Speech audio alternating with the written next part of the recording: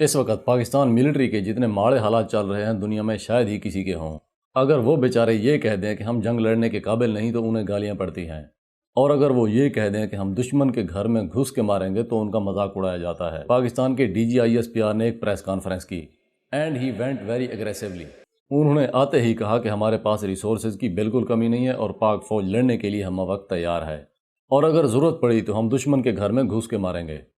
आखिर उन्हें ये स्टेटमेंट देने की ज़रूरत ही क्यों पेश आई? असल में जो मसला पेश आया वो ये कि हामिद मीर साहब ने जनरल बाजवा साहब की कुछ स्टेटमेंट्स का तज़किरा कर दिया।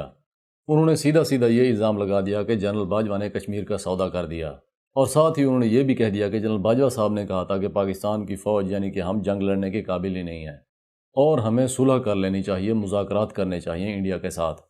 जिसके ऊपर पाकिस्तानियों को बहुत ज़्यादा गुस्सा आया, सोशल मीडिया के ऊपर ट्रेंड्स चले और उनके कोर्ट मार्शल का मुतालबा भी किया गया। अब इन चीज़ों को देखते हुए फ़ौज को एक प्रेस कॉन्फ्रेंस करना ही पड़ गई। अब सवाल यह है कि दोनों में से कौन ठीक है, कौन है जिसकी बात दुरुस्त है। इस चीज़ को समझने के लिए हमारे पास दो तरीके हैं। एक ये कि हम पॉलिटिकली इमोशनली चीज़ों को देखें, और दूसरा ये कि हम फैक्ट्स को देख लें। अगर हम फैक्ट्स को सामने रखें तो जनरल बाजवा साहब की बात 100% सही है। शायद अगर आप पाकिस्तानी हैं तो आपको मेरी इस बात पे भी गुस्सा आएगा, लेकिन अगर आप थोड़ा सा सब्र करें और ये समझ लें कि जंग कैसे होती है तो आपको अच्छी तरह से समझ आ जाएगा। असल में जो वार होती है ये एक इंडस्ट्री की तरह ही रेगुलेट होती है।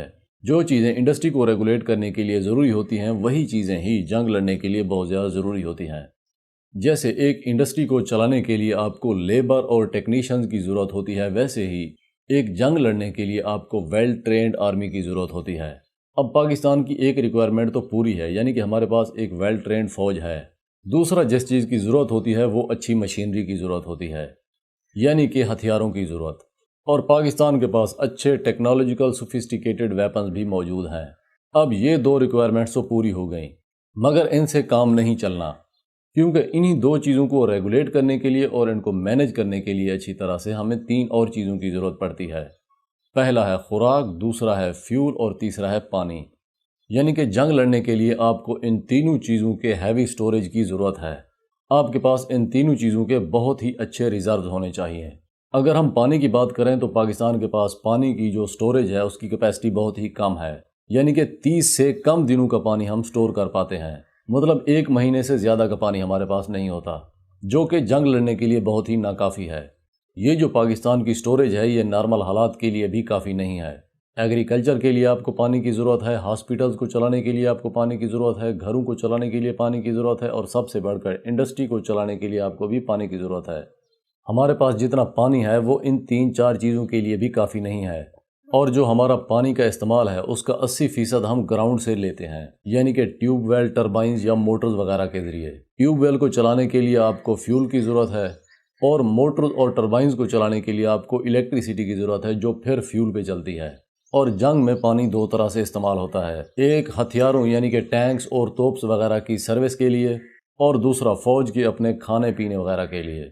और जंग के लिए आपको इलेक्ट्रिसिटी की भी ज़रूरत पड़ेगी, और energy crisis Pakistan already face कर रहा है। और दूसरा अगर हम खुराक की बात करें, लेकिन अब क्योंकि गंदम की कटाई हो चुकी है, कहीं पे हो रही है, तो हमें खुराक की कमी नहीं होगी।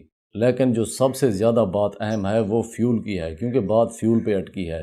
फ्यूल मिलता है डॉलर्स के ज़रिए और पाकिस्तान के पास डॉलर्स नहीं है, और पाकिस्तान का जो फ्यूल स्टोरेज कैपेसिटी है वो 20 दिनों से कम की है, पूरे 3 हफ्तों की भी नहीं है। अगर हम इमरजेंसी बेसिस पे भी फ्यूल मंगाएं तो 7 से 10 दिन लग जाते हैं हमारे यहाँ पहुँचने के लिए। और जंग के वक्त हमें ये अंदाज़ा बिल्कुल नहीं होगा कि जंग कितना लंबा अरसा चलनी है और हमें फ्यूल कितना मंगाना चाहिए, यानी कि हमारे पास कैलकुलेशंस ही नहीं होंगी, यानी कि हम कैलकुलेट ही नहीं कर पाएंगे कि हमें कितना फ्यूल मंगाना चाहिए। फ्यूल डॉलर्स की वजह से मिलता है और डॉलर्स हमारे पास ऑलरेडी नहीं है।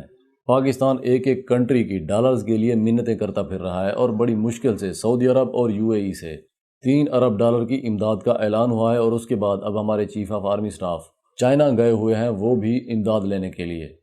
अगरचे उन्होंने ऐलान कुछ और किया है, लेकिन हकीकत ये है कि उन्होंने इमदाद के लिए दौरा किया है। हमारे पास जो डॉलर्स हैं वो सिर्फ इतने हैं कि हम इतना फ्यूल लें जिससे हमारी इंडस्ट्री और घर चल सके, यानी कि बिजली वगैरह बन सके। अगर हम जंग छेड़ देते हैं तो हमारे पास एक ही ऑप्शन होगा, یا تو ہم جنگ کے لیے فیول کا استعمال کریں یا پھر انڈسٹری اور گھروں کو چلانے کے لیے فیول استعمال کریں۔ تو جنگ کی وقت ظاہری بات ہے پاکستان جنگ کے لیے فیول استعمال کرے گا، تو دوسری طرف سٹیٹ اندر سے ہی کولیپس کر جائے گی۔ پاکستان کے اندر بہت زیادہ کیوس اور انارکی پھیل سکتی ہے، کیونکہ اس کی وجہ دوسرے فیکٹرز ہیں۔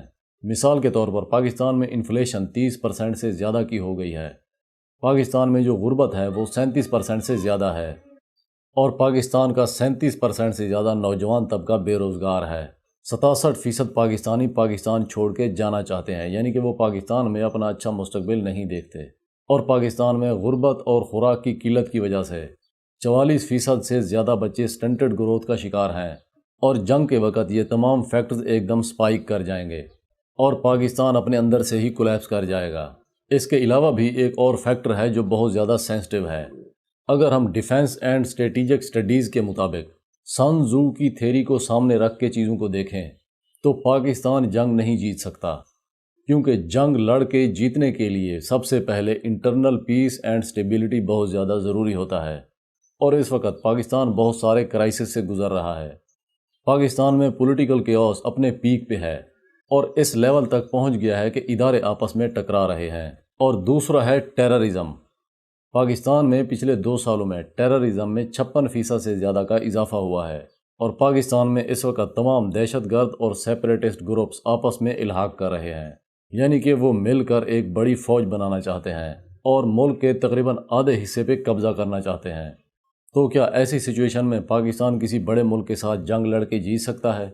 اگر ہم یہ جنگ کسی بھی طرح سے جذبہ حب الوطنی، جذبہ جہاد یا جذبہ ایمانی اور کسی معجزے کی وجہ سے جیت بھی لیں تو یہ جیت ہم سنبھال نہیں پائیں گے۔ اس وقت کی جو پاکستان کی جنگ ہوگی وہ پچھلی جنگوں سے بالکل منفرد ہوگی۔ یہ پاکستان کی 71 کے بعد سب سے بڑی اور آخری تاریخی غلطی ہوگی، کیونکہ جنرل باجوہ صاحب نے جو بیان دیا وہ انہوں نے اس وقت دیا جب وہ سٹنگ آرمی چیف تھے۔ جنرل باجوہ صاحب کو بطور سٹنگ آرمی چیف اپنے جرنلسٹ کے سامنے اس طرح کے ویک سٹیٹمنٹس نہیں دینے چاہیے تھے، لیکن اس کا مطلب یہ ہرگز نہیں ہے کہ جو انہوں نے کہا وہ غلط کہا۔ انہیں یہ چیزیں اپنی لیڈرشپ کے ساتھ ڈسکس کرنی چاہیے تھی جو انہوں نے ظاہری بات ہے کی ہوں گی، لیکن جو انہوں نے کہا وہ فیکٹس کی بیس پہ ہے، اور انہوں نے صحیح کہا۔ پاکستان جنگ نہیں لڑ سکتا، اس کے 2 مطلب ہیں۔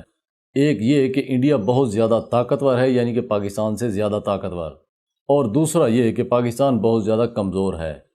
اصل میں پاکستان بہت زیادہ کمزور ہے، نہ پاکستان کے پاس سائنس ہے، نہ ایجوکیشن ہے، اور نہ ہی انڈسٹری ہے۔ اگر ایسا کنٹری آج کے دور میں جنگ لڑتا ہے تو ظاہری بات ہے وہ جنگ ہارے گا، اور صرف جنگ نہیں ہارے گا بلکہ برباد ہوگا۔ پاکستان کی اس موجودہ حالت کو دیکھتے ہوئے اگر کوئی آدمی یہ کہتا ہے کہ ہم جنگ لڑ کے جیت سکتے ہیں یا ہمیں جنگ لڑنی چاہیے، اس آدمی کو ایک اچھے سے سائیکائٹرسٹ کی ضرورت ہے۔